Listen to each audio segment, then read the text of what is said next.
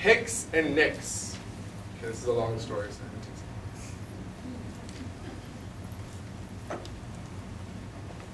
So if there's one thing you're going to take away, it's this concept of picnic. Okay, so you remember this picnic basket and you remember the concept of picnic. So Hicks and Nicks are positive, immediate, and certain, and negative, immediate, and certain.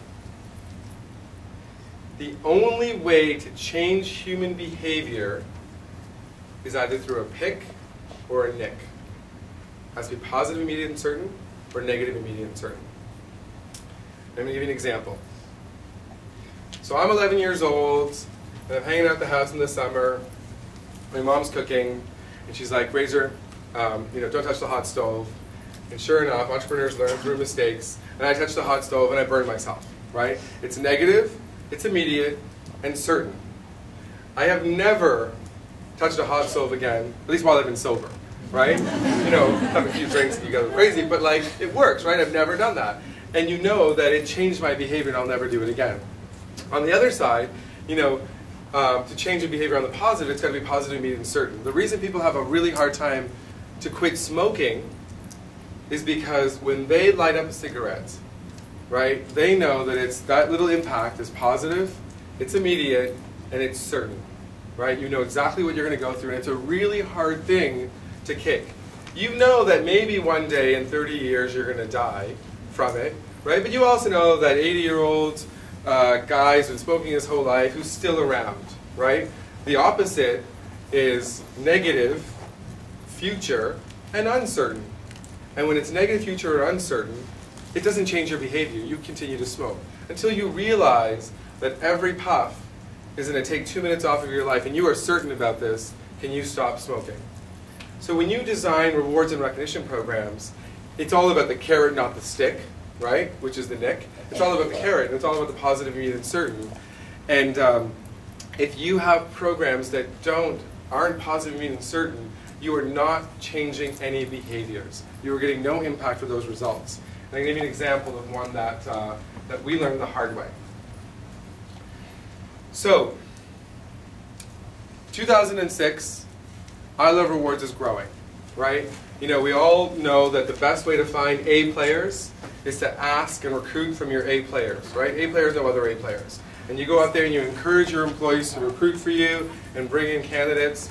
And we did that. And in 2006, we had 1.1 referrals per employee, which actually isn't a bad number statistically, right? I Love Rewards is growing. It's a great place to work. 1.1 referrals per employee.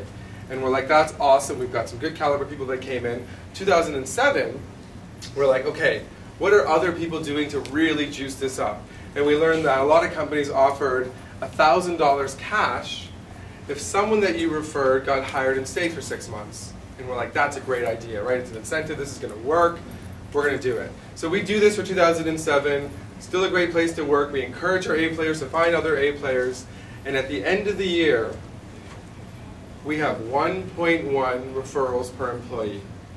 We do not change anything. We only pay out $1,000 to 4 people. And we're like, what the hell happened? Why did this work?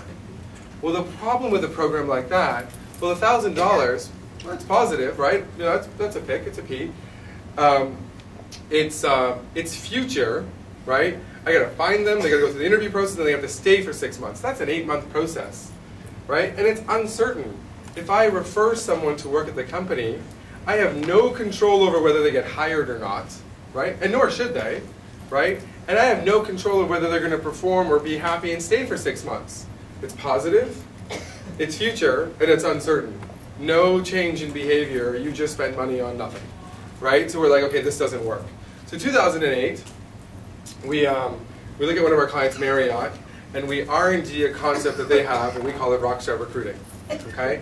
And what they do is that they go and they tell their employees, hey, listen, go out there and find great people to come work at Marriott, okay? And just for the referral of the candidates, we're going to give you a $20 points card, okay? It's 200 points, 10 cents a point, a $20 points card, okay? Just for them coming to the interview for a posted position. And you're thinking, wow, I can do that, right? I can blast my network and tell you, how great Marriott is. I can guarantee an interview for this position, and I get $20 for doing that. So we steal this concept and we do it. And we found in 2008 that we went from 1.1 referrals per employee to 2.4 referrals per employee. We had over a 200% lift, which was consistent with their numbers of the number of candidates per employee. But the real magic about the program of moving it to the front end and making it a pick is that we found that 1 in 12 employee referrals, because they're pre-screened, they're usually of higher quality, turned into successful hires. So we knew that over the year, we would give 12 rewards and recognitions out at a cost of $20 per. It would cost us $240 in rewards and recognition, and we reduced our cost from $1,000 to 76%. So it was way more cost effective by 3/4. It had a 200% better result, and the employees that were driving it and talking about our company, and the engagement went up, right? It was a huge program. It was positive, $20. It was smaller. It was immediate. Once they show up, you get your points, and it's certain, 100%. Even if they're not a very strong candidate, you're getting your points.